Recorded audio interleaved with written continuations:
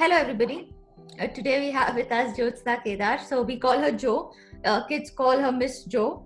So you can call her Jo as well. Jyotsna runs a firm called Eureka Counseling, and she helps kids get into some really awesome schools. And if you're going to check out the About Us page, you're going to be floored. I promise you that. So do visit her website. From a background perspective, she is an engineer from RV College of Engineering. She did her MBA from IMT Ghaziabad, and she has been helping students for how long now, Jyotsna? 6-7 years, yeah. Okay, so 6-7 years. And I don't want to name the universities, but we'll let Jyotsna name some of these universities a little later during the conversation because we want to make sure that you're engaged throughout the conversation. So Jyotsna, welcome. Thank you for doing this for us. Thank you, Shweta. Hope you're doing well. Doing well, yes, as well as we can in these times. So Jyotsna, children's education, especially, sort of higher education in UG, PG, is topmost on most parents' priority. In most parents, it's even higher than their own retirement. So it is the number one priority for most parents.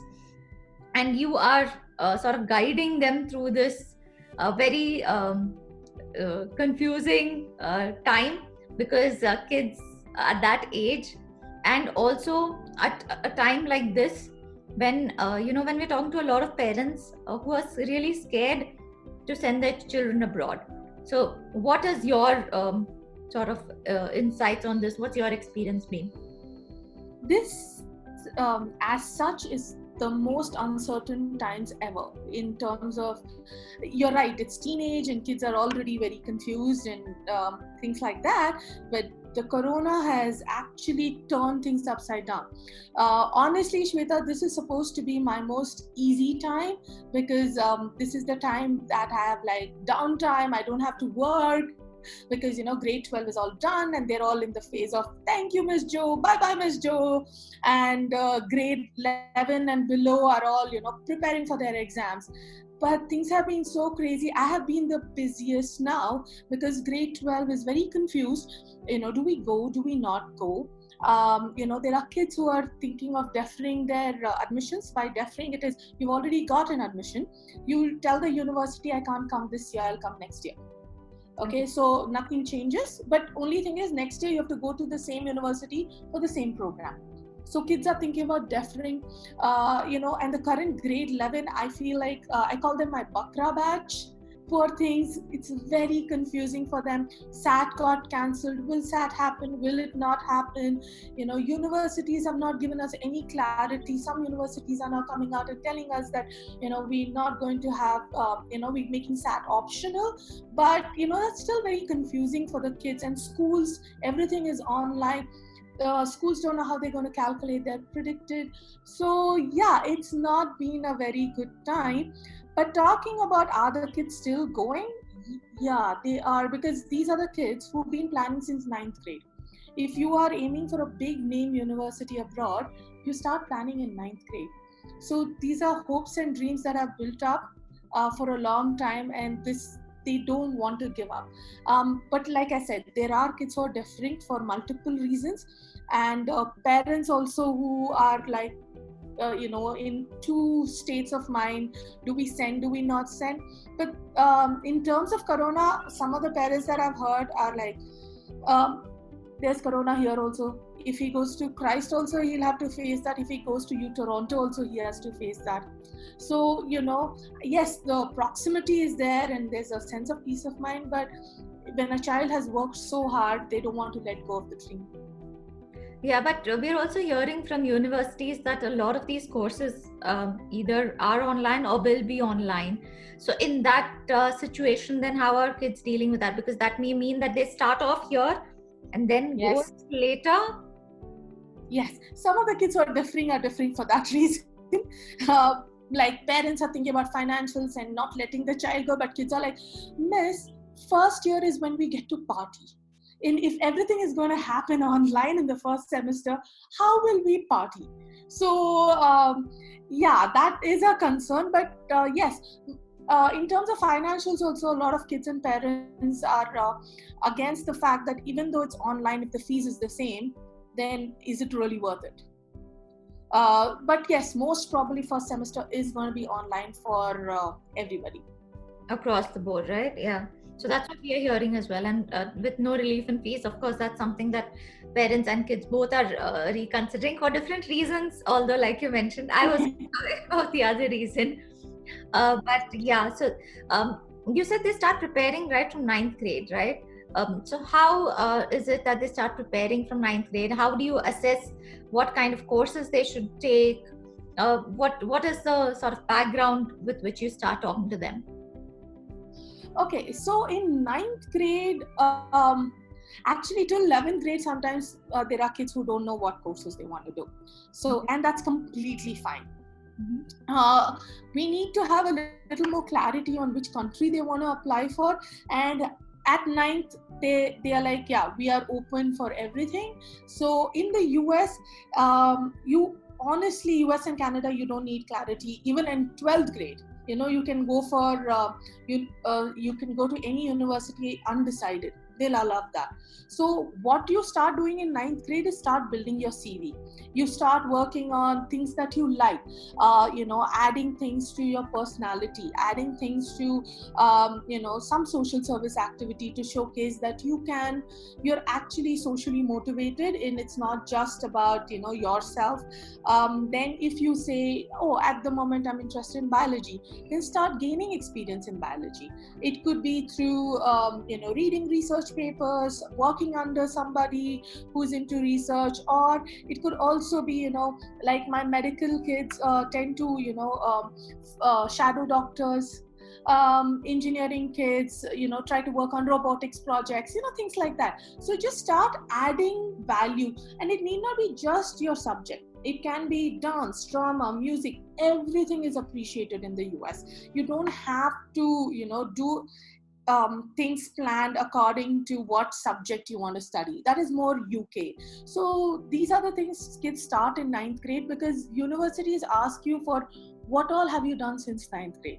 So to kind of showcase that you've not wasted time and done things productive, that's all that matters. Right. So you spoke about US, Canada, and UK a little bit. What are the most sort of popular countries that people prefer to send their kids to, or that kids prefer these days? US, though, honestly, I thought after Trump, things might change. I was kind of surprised that still kids do prefer US, but yes, Canada has picked up a lot. Similarly, UK is still there, but because of Brexit, UK has been affected. But US, see, the thing is, US, if you look at the most favored universities over there, they are either East Coast or West Coast. Which is not highly affected by the Trump rhetoric. There are parents who have refused to send them to those good universities in the South.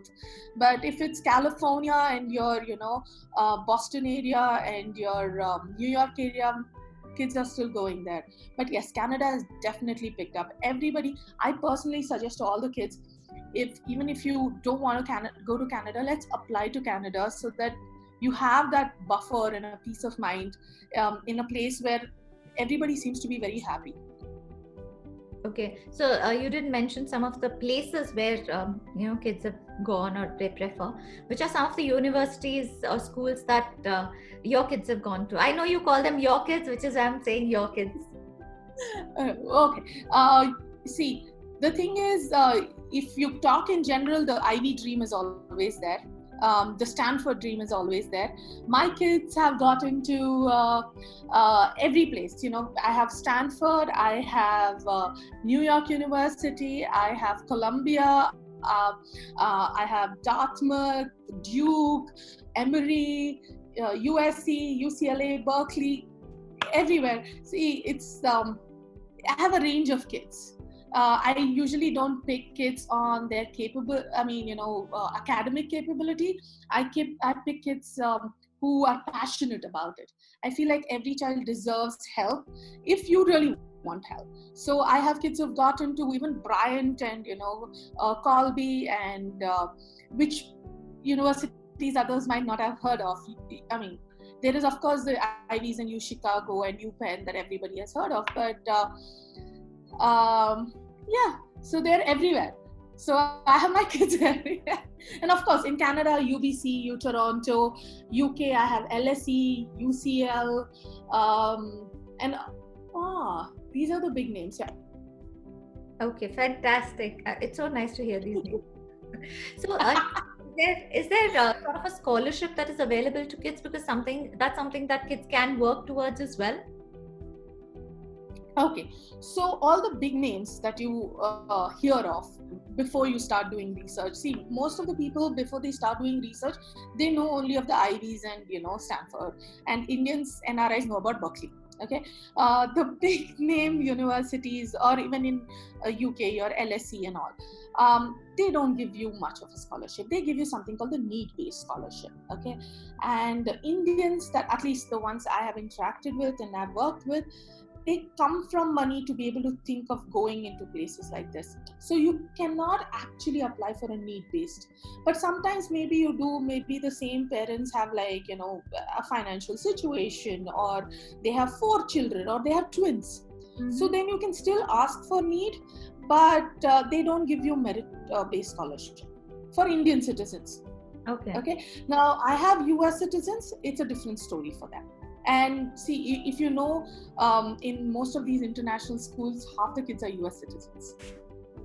Yeah. They're Indians, but they're all US citizens. So that's a different story. But Indians, no. But you do have merit-based scholarships, and you do have merit-based can be divided into 2 ways, Shweta. The one merit-based is where you have to apply early to the universities, write extra essays. Your academics should be really strong. You have USC that gives you 100% scholarship if you're that good, and you apply early. Same with Boston University. For the other universities, all you have to do is tick a box saying that please consider me for merit. For that, the game would be, Shweta, applying to schools that would take students who are lesser than you meritoriously. Then to woo you, they give you a lot of money. Okay. Interesting. Yep. How does one then choose an appropriate school? Because that's something that I, as a parent, have always sort of thought of, because I know it's still far away from me, and I keep asking you this even otherwise, saying, when should I start thinking, am I already thinking? So how does one choose like a suitable school? Talking about being already late, I as you know, I used to work in a school, right? So my colleagues in primary, like first standard teachers and early years teachers, used to tell me things like, parents ask me, how do you prepare my child to get into Harvard? Yeah, I'm not those parents. You're not. Okay, so at that age, they don't even know how to wear their own clothes or buckle their shoes. Harvard is like really. There are a lot of people who don't even know that Stanford is not an Ivy.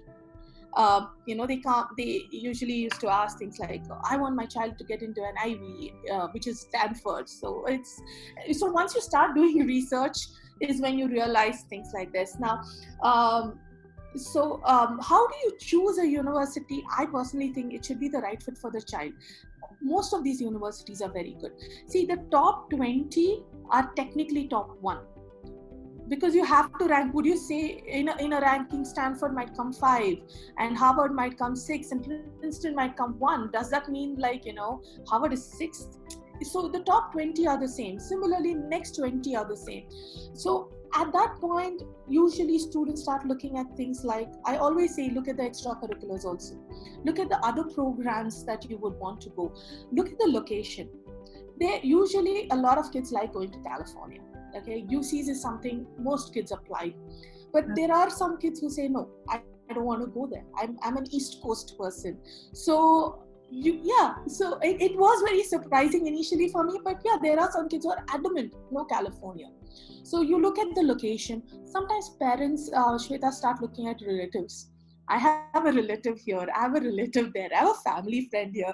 So, I'll be, I feel better. One of my kids gave up an Ivy university to go to, he got into Cornell, but he's in Duke. because he liked Duke better, he liked the program better. A lot of people thought he's crazy. How do you give up an Ivy? But he's like, no, I like the program better, I like the extracurriculars better. And jokingly he said, I have relatives. I said, you're a Gujarati, you have relatives all over the world, so it doesn't make a difference. But things like that matter to kids. And those are the kids who will end up being happy, because you've chosen based on your happiness and not on a ranking or what people will say. Yeah, no, that's so true, because of course, from the outside we think ranking only, so we're not looking at anything else right now. So one of the other questions that I come across from parents is also, should we send them for undergrad, or should we send them for undergrad in India and then send them for postgrad abroad? So what are your sort of thoughts? See, our generation, when we were, that was how it was. Most of us did our undergrad here, and then we went for postgrad there. So like a lot of my RV college classmates are all in Google and in the Silicon Valley over there, because everybody, that's what they did. 50% are like that. But now I do find it is the same, Yashvita. The knowledge and awareness. If you're aware and if you know the the opportunities and the differences in the education system and the research facilities, that awareness is one of the key reasons why the parents might choose to go in for undergrad, to send their kids for undergrad. The second is, of course, money. Because like I said, for undergrad it's harder to get funding and scholarship. Masters, you become teaching assistants, research assistants, and you get a lot of money. Some of my batchmates paid only for the first semester. After that, everything was free. So the third is, if you feel your child is really passionate. I mean, we are Indian parents, yeah.